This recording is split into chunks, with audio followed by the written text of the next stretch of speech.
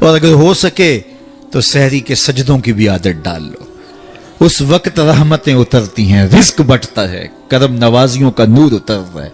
یہ جو آپ کہتے ہیں گھر میں ٹینشن بہت ہے، پریشانیاں بہت ہیں، مسائل بہت ہیں، اپنے بھی دشمن ہو گئے، شریکہ برادری نے مار دیا، کتنے مسائل ہیں. آپ سجدے تہجد کے ادا کرنے شروع کر دیں، روح کو قرار آ جائے گا، باطن کو چین آ جائے گا. ایک روایت میں آتا ہے حدیث پاک میں کہ جب سحری کا وقت ہوتا ہے تو شوہر اٹھتا ہے اور اپنی بیوی کو کہتا ہے اللہ کی بندی تو بھی اٹھ اور اللہ کے حضور سجدہ ریزی کریں. سارے دن کی تھکی ہوئی خاتون اٹھ نہیں پاتی تو وہ خیر وضو کر کے واپس جب آتا ہے تو چلو میں تھوڑا سا پانی لے آتا ہے اور اپنی بیوی کے چہرے پہ چھڑک دیتا ہے اور مصلی بچھا کے نماز پڑھنے لگ جاتا ہے. تو بیوی اٹھتی ہے، دیکھتی ہے کہ میرا شوہر نماز پڑھ رہا ہے تو اس کو بھی خیال آتا ہے تو وہ بھی اٹھتی ہے، وضو کرتی ہے، شوہر کے قریب مصلی بچھا کے وہ بھی نماز پڑھنے لگ جاتی ہے. سحری کا وقت ہے، نیم اندھیرا ہے، کوئی دیکھنے والا نہیں. کبھی شوہر سجدے میں ہے، کبھی بیوی قیام میں ہے، کبھی وہ رکوع میں ہے، کبھی یہ قومے میں ہے، کبھی وہ جلسے میں ہے. دونوں اللہ کے حضور سجدہ ریزیاں کر رہے ہیں. حدیث پاک میں آتا ہے دونوں کو دیکھ کے رب مسکرا رہا ہوتا ہے. اپنی شان کے مطابق اللہ خوش ہو رہا ہوتا ہے کہ میرا بندہ اور میری دہلیز کی باندی کس قدر میرے حضور سجدہ ریزیاں کر رہے ہیں. تو صاحبو آؤ اپنی پیشانیوں کو سجدوں کے نور سے مالا مال کریں. کتنی زندگی ہم گزار چکے ہیں، تھوڑا وقت باقی ہمارے پاس، بہت وقت گزار چکے ہیں. نہ جانے اٹھنے والا اگلا قدم کہاں ہے. آج موقع ہے کل نہیں ہوگا، وقت پر کافی ہے ایک قطرہ بھی آب خوش ہنگام کا. جل گیا جب کھیت برسا می تو پھر کس کام کا. پھر پچھتاوے سے کیا، آج کا پچھتاوا کل کی بہتری کی ضمانت ہوگی. کل کا پچھتاوا حسرت اور دکھ کو بڑھانے کے علاوہ اور کچھ نہیں ہوگا. آج لے ان کی پناہ، آج مدد مانگ ان سے، کل قیامت کو نہ مانیں گے اگر مان گیا. اقبال نے کہا تھا موسم اچھا پانی وافر مٹی بھی زرخیز، جس نے اپنا کھیت نہ سینچا وہ کیسا دہقان. آج موقع ہے، آج فرصت ہے. وہ ایک فقیر تھا، وہ بازار میں کھڑا رو رہا تھا تو کسی نے روک کے کہا بابا کسی نے مارا ہے؟ کہا نہیں کوئی ایسی بات نہیں ہوتی. کیوں رو رہے ہو؟ کہا بس ان کے رویے نے رلا دیا. کیا مطلب؟ کہا گزر رہا تھا، ان کو دنیا میں کھوئے ہوئے دیکھا، دل میں ترس جاگا تو میرے خیال میں آیا ان بندوں کی رب سے صلح نہ کروا دوں. تو پھر کہا میں نے اس سے بات کی تو آواز آئی لے آ میری چوکھٹ پہ، ایک آنسو سے سارے گناہ معاف کر دوں. لے آ میری چوکھٹ. میں بڑا خوش ہوا، بہت خوش ہوا، اور میں نے ان سے کہا کہ آؤ اس کی چوکھٹ پہ، وہ تو معاف کرنے پہ آمادہ ہے. تو میں تو بڑی خوشی سے ان کو یہ خبر دی. یہ الٹا میرا مذاق اڑانے لگے، جا بابا کام کر، تجھے کیا پتا دنیا داری کیا ہوتی ہے، بچے بھی تو پال لیں، تم آ کے ہمارے سر پہ کھڑے ہو گئے. یہ الٹا میرا مذاق اڑانے لگے، مجھے کوسنے دینے لگے. وہ تو مان رہے، یہی نہیں مان رہے. تو مجھے ان کے رویے پہ رونا آ گیا. اگلے دن وہی شخص قبرستان کے قریب سے گزرا، دیکھا کہ وہی بابا قبرستان میں کھڑا رو رہا ہے. تو پھر رک گیا، کہا بابا بازاروں میں بھی روتا ہے، قبرستانوں میں بھی روتا ہے، آج کیا ماجرا ہوا؟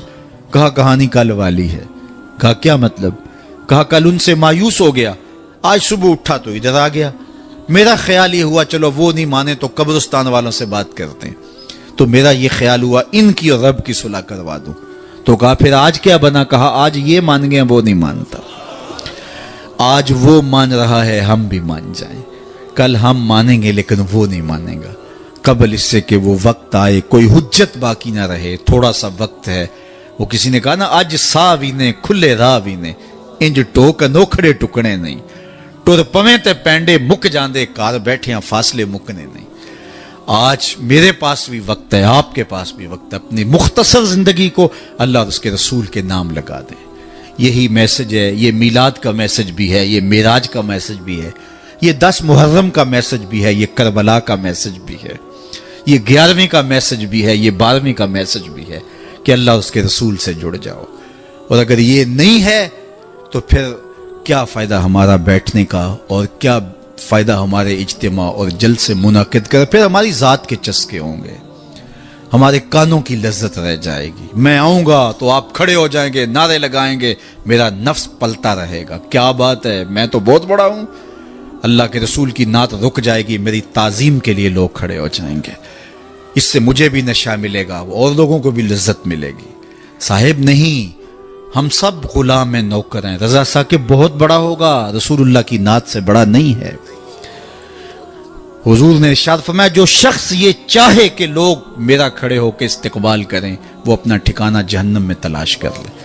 ये छोटी वईद है, ये रोंगटे खड़े कर देती है, बल्कि नफ्स की चालें तो इतनी बारीक हैं कि हजरत बायजीद बुस्तामी बोले कि मैंने एक दिन अपने नफ्स से कहा कि मैं तुझे गज़ा भी नहीं देता, तू फिर भी इतना मोटा ताज़ा क्यों है? तो कहते मेरे नफ्स ने मुझे जवाब दिया कि बायजीद, जब तू गलियों बाजारों से गुजरता है ना, तो लोग उंगली के इशारे कर करके कहते हैं ये बायजीद जा रहा है, ये बायजीद जा रहा है, मेरी गज़ा मुझे उससे मिल जाती है। इसकी तो चालें बड़ी बारीक हैं। वाह वाह, बड़ा जलसा करवाया जी, कमाल हो गई, मुंतज़मीन इस पे राजी हो गए। साहेब, इसकी ज़रूरत नहीं है। ज़रूरत यह है कि क्या मेरे अमल में तब्दीली आई, मेरी ज़िंदगी में कोई तब्दीली आई, मेरी पेशानी को सजदा नसीब हुआ या नहीं हुआ, मैं अपने पिछले गुनाहों पे नादिम हुआ हूं या नहीं हुआ, मुझे शर्मिंदगी हुई है या नहीं हुई, मैंने कब्र के लिए कोई रोशनी तलाश की है कि नहीं की। कब्र के चिरागां का भी तो एहतमाम करना है, वहां की भी तो रोशनी इकट्ठी करनी है, वहां भी तो सख्त अंधेरा है, वहां तो वहशत है, अल्लाह अकबर, तो वहां के लिए भी तो कुछ चिरागां करना है। तो ये मुख्तसर जिंदगी अपनी कब्र को रोशन करने के लिए, अपनी आखिरत को पुरनूर करने के लिए, अल्लाह और उसके रसूल की रजा जोई के लिए गुजार दो। इकबाल के सारे कलाम का रस निचोड़ें तो खुलासा ये निकलता है कि मोहम्मद से वफा तूने तो हम तेरे हैं, ये जहां चीज है क्या लौहो कलम तेरे हैं। कहा उनसे वफा कर लो, फिर कलम भी तुम्हें दे देंगे, तख्ती भी तुम्हें दे देंगे, जो लिखना हुआ खुद ही लिख लेना। फिर तेरी तकदीर के फैसले वाशिंगटन में नहीं होंगे, बल्कि खुदा बंदे से खुद पूछेगा बता तेरी रजा क्या है। शर्त यह है कि जब दिल का रिश्ता हुजूर से जुड़ जाए, कुरान और साहबे कुरान से जुड़ जाए। आइए मैं और आप अपनी जिंदगी को उनके नाम लगाएं। नमाज शाह का वक्त हुआ चाह रहा है। मैं जितनी बातें कर ली, अगर इन पे अमल हो जाए तो मेरे लिए और आपके लिए इतना ही काफ़ी है। अल्लाह हमारे मौलाना ताहिर साहिब को दर्जों की बुलंदियां अता करे, इनके काम को कबूल करे, इनके रफ़ाक़ा, अरकान अंजुमन और आप जितने लोग तशरीफ़ लाए, आप सबको इस महफिल की बरकतें अता दे। अपनी नस्लों को बचाओ, अपने बच्चों को दो सलाम की लोरियां दो और उनको हुजूर अलैहिस्सलातु वस्सलाम की मोहब्बत सिखाओ और कभी सजदे से उन्हें दूर न रहने देना। उनकी पेशानियों को बचपन से ही सजदे से आशना करो। बेटियों को पर्दे की तलकीन करो, बचपन में ही तलकीन करो और उनको कुरान मजीद पढ़ने की तलकीन करो। और सजदे से कभी हमारे घर ना आशना ना हो। कितना खूबसूरत घर है कि जब सुबह के अजाले फूटते हैं तो मर्द मस्जिदों को निकल पड़ते हैं और बेटियां घरों में मुसल्ले बिछा लेती हैं।